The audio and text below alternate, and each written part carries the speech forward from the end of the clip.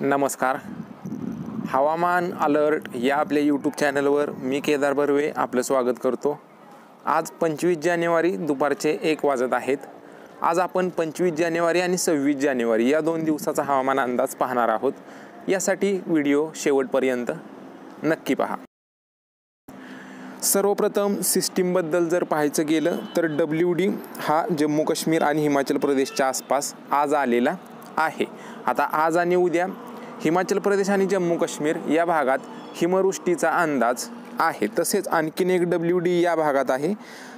हा 27-28च्या दरम्यान परत हिमाचल प्रदेश आणि जम्मू काश्मीरच्या आसपास येईल आणि परत एकदा हिमवृष्टी होण्याचा अंदाज याच भागातून आहे.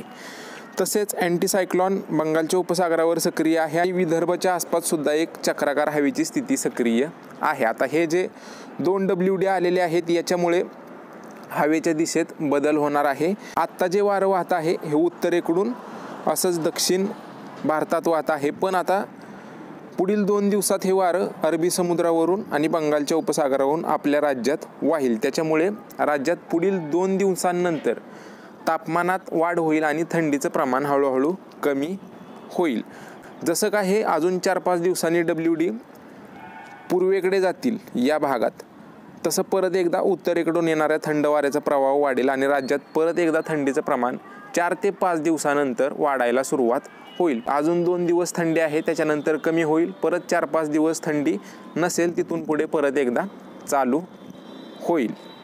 त्यानंतर आजचा आणि उद्याचा जर हवामान अंदाज पाहायचा गेला 25 आणि 26 जानेवारीचा, तर राज्यात कोणत्याच जिल्ह्यात पावसाची शक्यता आज आणि उद्या नाही आहे. थंडीबाबत पाहायचं गेलं तर आज आणि उद्या म्हणजेच 25, 26 आणि 27च्या दरम्यान थोडीशी थंडी राहील. त्याच्यानंतर थंडीचं प्रमाण हे पुढील 4 ते 5 दिवसात म्हणजेच 27, 28, 29, 30, 31 या 4-5 दिवसात थोडंफार कमी होईल.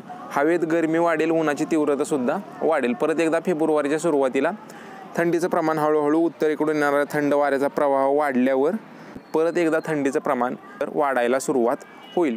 बाकी पावसाची शक्यता आज आणि उद्या राज्यात कोणत्याच जिल्ह्यातून नाही आहे. तर बाकी आजच्या व्हिडिओमध्ये एवढंच. हा होता आजचा आणि उद्याचा म्हणजेच 25 आणि 26 जानेवारीचा हवामान अंदाज. तुमच्या जिल्ह्यातील रोजच्या पावसाच्या व तापमानाच्या अपडेटसाठी आपल्या यूट्यूब चॅनलला नक्की सबस्क्राईब करा आणि हा व्हिडिओ तुमच्या शेतकरी मित्रांना पण नक्की पाठवा, जेणेकरून ही अपडेट त्यांच्यापर्यंत पोहोचेल. धन्यवाद मित्रांनो.